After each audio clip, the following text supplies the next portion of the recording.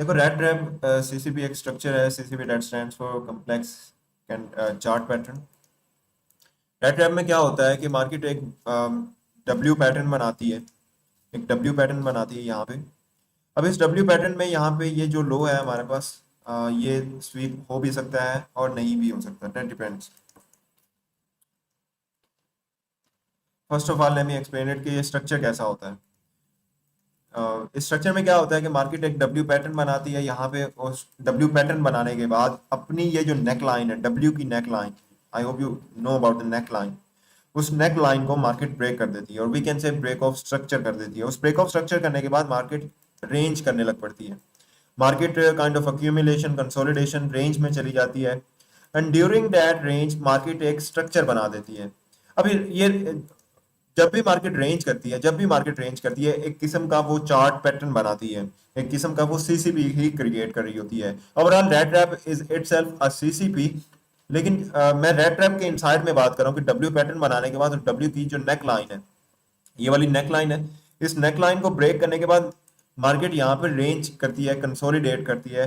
तो वो consolidation basically एक चार्ट पैटर्न होता है। चार्ट पैटर्न में वो एक चैनल हो सकता है, that can be a kind of a triangle, that can be a kind of an ellipse। ठीक है, वो एक इलिप्स हो सकता है, कुछ भी हो सकता है। ठीक है, एक चैनल हो सकता है, एक ट्राइंगल हो सकता है, एक इलिप्स हो सकता है, और that can be kind of an expansion। देखो सब क्या होता है, जो भी चार्ट पैटर्न होता है वो एक कंसोलिडेशन होती है। ठीक है, that can be any kind of structure. मैं आपको बताना चाहता हूँ कि रेड ट्रैप में क्या होता है, डब्ल्यू पैटर्न बनता है। After W pattern break of neck line market एक सीसीपी बनाती है। मैं सिंपल कर देता हूँ। सीसीपी में हमारे पास चैनल हो सकता है, हमारे पास ट्राइंगल हो सकता है, हमारे पास एक्सपेंशन हो सकती है, हमारे पास इलिप्स हो सकता है। इतनी बात को आपने समझना है। उसके बाद क्या होता है, उसके बाद क्या होता है कि इस सीसीपी के बाद मार्केट आइदर डायरेक्शन में मूव देती है। आइदर आइदर डायरेक्शन मतलब अप साइड में भी जा सकती है, डाउन साइड में भी जा सकती है। मैं पहले फर्स्ट कंडीशन से मतलब सपोज करें मैं कंडीशन वन को एक्सप्लेन करूं। आइदर डायरेक्शन में जा सकती है। If the first move happens up side तो वी यूज द एफएमएफआर कंसेप्ट। मतलब फर्स्ट मूव आ रहा है तो फेक मूव होगा और market second move down side में जा सकती है। अब इस केस में हम वॉल्यूम यूज करते हैं, मतलब इस सीसीपी तक आने वाली जितनी डिमांड है उस may be that demand can be, ये यहाँ तक भी हो सकती है अगर हमारे पास back to back bullish candles देखने को मिल रही है। मतलब हमारे पास कुछ ऐसा स्ट्रक्चर नहीं है, यहाँ पे कुछ ऐसा नहीं बना जो इसके इनसाइड में इसके साथ मैच कर रहा हो।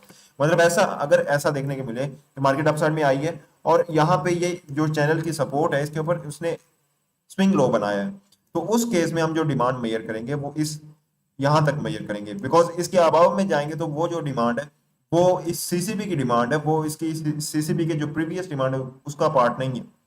लेकिन अगर हमें यहाँ पे डायरेक्ट अपसाइड में मार्केट जाती हुई देखने को मिलती है उसके बाद सीसीबी बनता है, तो in that case we will measure the whole QFL यहाँ से लेकर यहाँ तक। और जहां से भी हमें एक लॉजिकल मतलब ब्रेकआउट देखने को मिलता है। और अब लॉजिकल देखो जो एमएमसी ये टोटली ऑब्जर्वेशन बेस्ड है, तो ये क्यूएफएल भी हमने वहीं से यूज करनी है। मतलब एक है हमें देखने को मिलता है कि एक सीसीपी है, सॉरी एक 2 सीपी या 3 सीपी कोई भी कैंडल पैटर्न है वो यहाँ पे देखने को मिला। ब्रेकआउट आने से पहले यहाँ पे हमें देखने को मिला, उसके बाद मार्केट स्ट्रेट थ्रू गई है। देखो मार्केट स्ट्रेट थ्रू जाने का मतलब कि मार्केट यहाँ पे जब अपसाइड में जा रही थी तो यहाँ पे उसने दोबारा इसको रिस्पेक्ट नहीं किया। ठीक है, अगर तो स्ट्रेट थ्रू जाती है तो हम इसी स्विंग लो से लगाएंगे। लेकिन अगर इस चैनल की ट्रेंडिंग रेजिस्टेंस को यूज करती है, यहाँ पे स्विंग लो अगेन क्रिएट करती है और देन ब्रेक करती है, तो उस केस में हम इस क्वेपल को यहाँ से लगाएंगे। देखो that can be kind of confusing for the new commerce, but it's very interesting if you give it time. ठीक है, it's very interesting.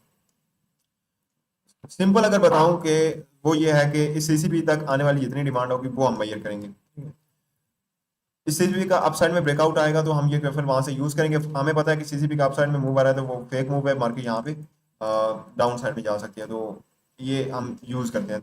That's the thing. मतलब अगर अपसाइड में ब्रेकआउट आता है तो हम क्यूएफएल को यूज करते हैं और डाउन साइड में देखते हैं एफएमएफआर को यूज करके।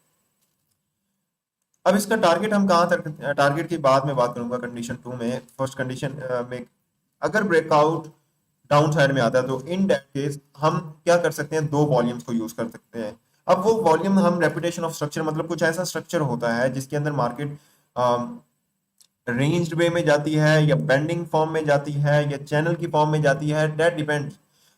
हमें कोई ना कोई लाजमी कोई ना कोई सिचुएशन, कोई ना कोई लॉजिक हमारे पास सामने आ जाएगा। उस केस में मतलब हमारे पास there multiple reasons, there multiple situations कि हम क्यूएफएल को यूज करें। हम क्यूएफएल ये वाली भी यूज कर सकते हैं, हम इसके इंटरनल डब्ल्यू पैटर्न की भी यूज कर सकते हैं जो हमारे पास डाउन साइड में ब्रेकआउट आएगा। और अगर हमारे पास यहाँ पे सीसीबी देखने को मिलता है कुछ टीबीसी कंसेप्ट में से, मतलब TBC concept trend bending concept में हमारे पास दो सीसीबीज आते हैं, एक हमारे पास इलिप्स होता है और दूसरा हमारे पास आर्क होता है। मतलब यहाँ पे अगर हमारे पास ये वाला इलिप्स है, अगर हमें यहाँ पे इलिप्स देखने को मिलता है, in that case we know that in trend bending concept हम ये वाली डिमांड को भी सप्लाई में इंटरचेंज कर सकते हैं। और अगर फर्स्ट मूव डाउन साइड में आता है तो हम यूज कर सकते हैं। तो ठीक है, इस सप्लाई को हम डिमांड, अगर यहाँ पे हमारे पास इलिप्स है तो इस सप्लाई को हम इस डिमांड को हम सप्लाई में इंटरचेंज कर देंगे, इस डिमांड को हम सप्लाई में इंटरचेंज करेंगे। लेकिन अगर हमारे पास ट्रेंड बेंडिंग कंसेप्ट के अलावा कोई सीसीबी है, जैसे एक्सपेंशन है, जैसे ट्राइंगल है, या जैसे हमारे पास कोई चैनल वगैरह, तो इन दैट केस हम ये वाली सप्लाई लॉजिकली या इसकी इनसाइडर सप्लाई कलेक्टिवली हम यूज कर सकते हैं। ठीक है, अब ये कंडीशन वन है जिसमें हमें, मैंने सिंपल बताया कि एक डब्ल्यू पैटर्न बनता है, उस डब्ल्यू पैटर्न के नेकलाइन की ब्रेकआउट होता है, ऊपर सीसीबी बनता है, उस सीसीबी के आइदर डायरेक्शन में जब भी ब्रेकआउट होता है हम एफएमएफआर को यूज करते हैं। अगर अप साइड में आता है तो हम डाउन साइड में देखते हैं, अगर डाउन साइड में आता है तो हम अप साइड में देखते हैं। दैट इज वेरी सिंपल, लेकिन इतना सिंपल हमें देखने को नहीं मिलने वाला मार्केट में। अब जो कंडीशन टू है उसमें ये बताना चाहता हूँ कि देखो, वो ये है कि सम टाइम हमें देखने को मिलेगा कि ये जो W, first of all we have to make sure about the direction of the market. अगर तो हमारे पास डायरेक्शन बुलिश है मार्केट की, if the direction of the market is bullish, और मतलब प्रीवियस ट्रेंड बुलिश है आ रहा, ये जो रेड ट्रैप इसके बनने से पहले जो हमारे पास प्रीवियस ट्रेंड है वो बुलिश है, डायरेक्शन बुलिश है, और हमें देखने को मिलता है कि ये जो डब्ल्यू पैटर्न बना है, इस डब्ल्यू पैटर्न ने अपने लेफ्ट जो लेग है इसको स्वीप किया हुआ है, यहाँ पे इसकी लिक्विडिटी स्वीप करके इसका ब्रेक ऑफ स्ट्रक्चर किया हुआ है। तो in that case this low becomes protected, this low becomes strong, and मतलब इस लो की लीस्ट प्रोबेबिलिटी है कि ये यहाँ पे स्वीप होगा। तो उस केस में वी हैव समथिंग लाइक, ये we can say like this is something high probability. अगर मार्केट जब डायरेक्शन बुलिश होगी तो मोस्ट ऑफ द टाइम आपने याद रखना है कि मोस्ट ऑफ द टाइम हमारे पास जो इस सीसीबी का जो मतलब रेड ट्रैप अगर बना हुआ है और ये हमारे पास सिचुएशन है कि हमारे पास जो ट्रेंड बुलिश है, हमारे पास ये स्ट्रॉन्ग लो है, तो उस केस में मोस्ट ऑफ द टाइम हमारे पास इस रेंज की जो फर्स्ट मूव है वो डाउन साइड में ही देखने को मिलेगा। जब डाउन साइड में देखने को मिलेगा we know that how to use the QFL, how to find out the zone. तो हमारे पास क्यूएफएल के मुताबिक यहाँ पे जोन भी आ जाएगा। अगर आप एमएसएनआर वगैरह को देखना चाहते हैं तो यहाँ पे हमारे पास क्यूएमएल लेवल हो सकता है, यहाँ पे हमारे पास कोई हार्ड टाइम फ्रेम, कोई ऑर्डर लाइन वगैरह हो सकती है, उसको उसके साथ हम कंबाइन वगैरह कर सकते हैं। अगर नहीं आपको एमएसएनआर का बदल, एमएमसी इज इनफ। ठीक है, इफ यू आर कॉन्फिडेंट, तो in that case we go long from here. ठीक है, but if this law is not strong, if this law is not strong, so in that case we need to wait for के some, देखो कुछ rare case होगा कि market इसकी liquidity को SVEEP किए बिना यहाँ से अपसाइड में चला जाएगा, but some time, most of the time, majority in the market यहाँ पे इसको मार्केट स्वीप करके यहाँ से अपसाइड में जा सकती है। ठीक है, ये ट्रेंड बुलिश है, मतलब डायरेक्शन के साथ जाना, जो मेजर ट्रेंड है उसके साथ जाना ज्यादा बेहतर होता है। और सेम केस हमारे पास, for example the market is bearish, the market is bearish, यहाँ पे हमारे पास जो ट्रेंड है वो प्रीवियस ट्रेंड बेयरिश है। यहाँ पे हमारे पास रेड ट्रैप, देखो बुलिश रेड ट्रैप भी होता है और बेयरिश रेड ट्रैप भी होता है। अब आपको इतना तो पता होगा कि स्ट्रक्चर को कैसे देखना है। यहाँ पे अगर तो हमारे पास ट्रेंड बेयरिश है, यहाँ पे इस हाई ने, मतलब लेफ्ट शोल्डर ने राइट शोल्डर की लिक्विडिटी को स्वीप किया है, ब्रेक ऑफ स्ट्रक्चर किया हुआ है, we know that this high strong, this is protected and has least possibility to be taken out. तो in that case we need to go with that. And most of the time, majority of the cases हमें देखने को मिलेगा कि अगर direction bearish है, strong high, तो हमें इस सीसीपी का जो ब्रेकआउट है वो डाउन साइड में देखने, अप साइड में देखने को मिलेगा। We can find out some zone using the QFL, using the volume, making some kind of condition, some kind of logic. On the basis of that logic we will get the zone definitely and we will go short from here. ये है हमारे पास एक condition.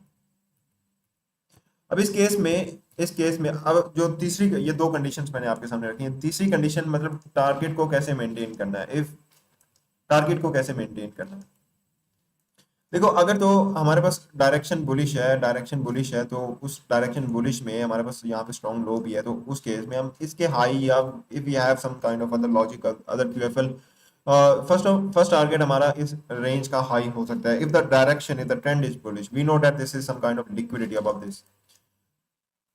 लेकिन अगर हमारे पास for example first move trend bullish है और फर्स्ट मूव हमें अपसाइड में देखने को मिलता है, ट्रेंड बुलिश है, फर्स्ट मूव अपसाइड में देखने को मिलता है और हमें यहाँ पे जोन वगैरह देखने को मिल जाता है, तो फर्स्ट पहली बात कि हमें ट्रेंड के अगेंस्ट में नहीं जाना चाहिए, लेकिन सम केसेस में we have to look for something. अगर हमारे पास एक अच्छी कंफर्मेशन है, अच्छा हम if we are too much confident, तो हमें जरूर उस अपॉर्चुनिटी को यूज करना चाहिए instead of missing that.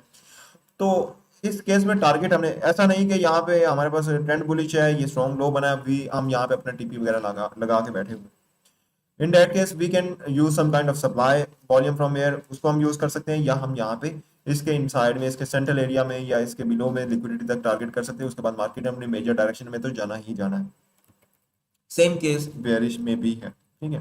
Bearish में अगर हमारे पास against the direction first move आता है, for example if the market is if the market is bearish, we have a strong high here, और रेयर केस में मार्केट हमारा जो फर्स्ट मूव है वो डाउन, फर्स्ट मूव हमारे पास डाउन साइड में आता है, तो in that case if we have to go against the trend, we have to look for long somewhere on this liquidity और सम काइंड ऑफ हम वेफएल वगैरह को देख सकते हैं या किसी लेवल वगैरह तक को देख सकते हैं जहाँ पे सप्लाई कंप्लीट होती है, जहाँ पे अगेन जो लेवल वगैरह है इंस्टीट्यूशनल लेवल वो टैप हो सकता है, और मार्केट जहाँ से एक पॉसिबिलिटी हो सकती है कि मार्केट यहाँ से दोबारा सप्लाई दे सकती है, अपनी डायरेक्शन मेजर डायरेक्शन में जा सकती है, तो वहां तक हम देख सकते हैं।